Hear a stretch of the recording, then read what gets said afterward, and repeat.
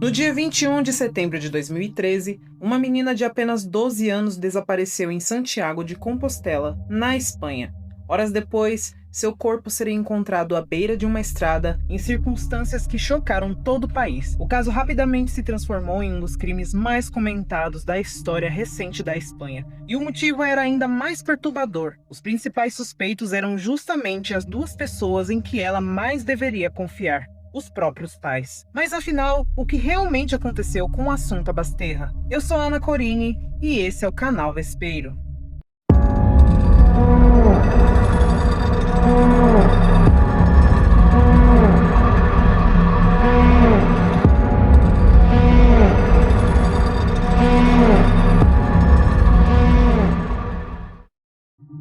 Essa história começa bem longe da Espanha. No dia 30 de setembro de 2000, na cidade de Yongzhou, no sudeste da China, nasceu uma menina chamada Fang Yong. Pouco tempo depois de completar seu primeiro ano de vida, ela foi entregue para adoção.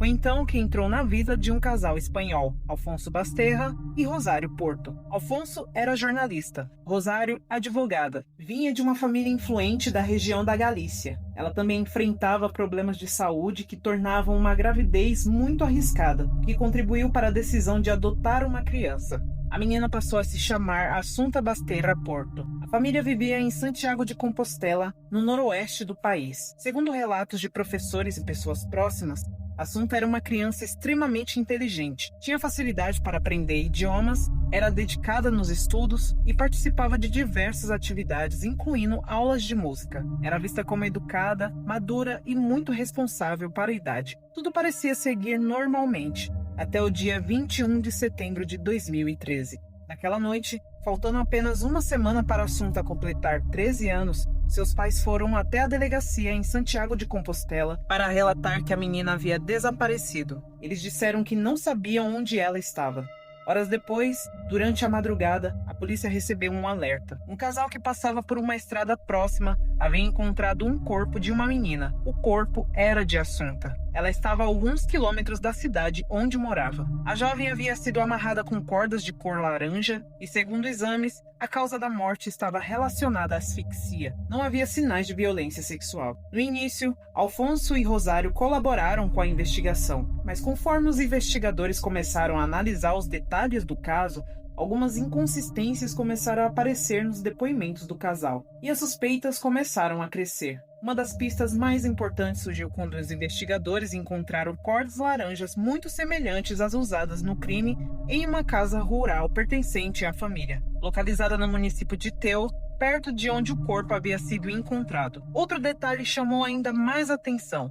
A autópsia revelou que Assunta tinha em seu organismo altas doses de lorazepam, um medicamento usado para tratar de ansiedade e insônia, que na Espanha só pode ser adquirido com receita médica.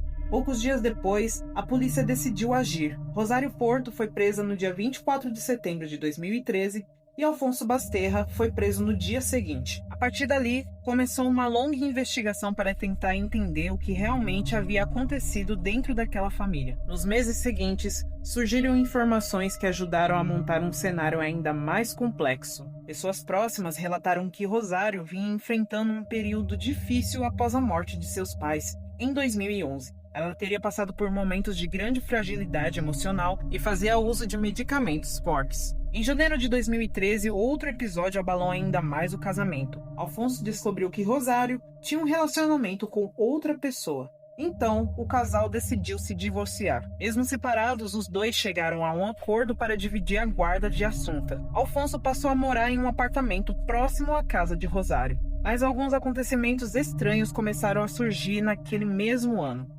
Em 2013, um episódio curioso chamou a atenção. Rosário afirmou que um homem mascarado teria entrado no quarto de Assunta e tentado atacá-la. Segundo ela, o suposto invasor teria fugido ao ser surpreendido. Apesar da gravidade da situação, nenhuma queixa formal foi registrada na polícia. No mesmo período, professores começaram a notar algo em comum. Durante as aulas de música, Assunta frequentemente parecia muito sonolenta. Em determinado momento, ela teria contado à professora que a mãe lhe dava um pó que a fazia dormir. Durante a investigação, a polícia descobriu que Alfonso havia comprado diversas caixas de lorazepam em farmácias, tanto em julho quanto em setembro daquele ano. Ele afirmou que os medicamentos eram destinados a Rosário, que estava passando por um momento muito delicado. Mesmo assim, as dúvidas continuavam aumentando.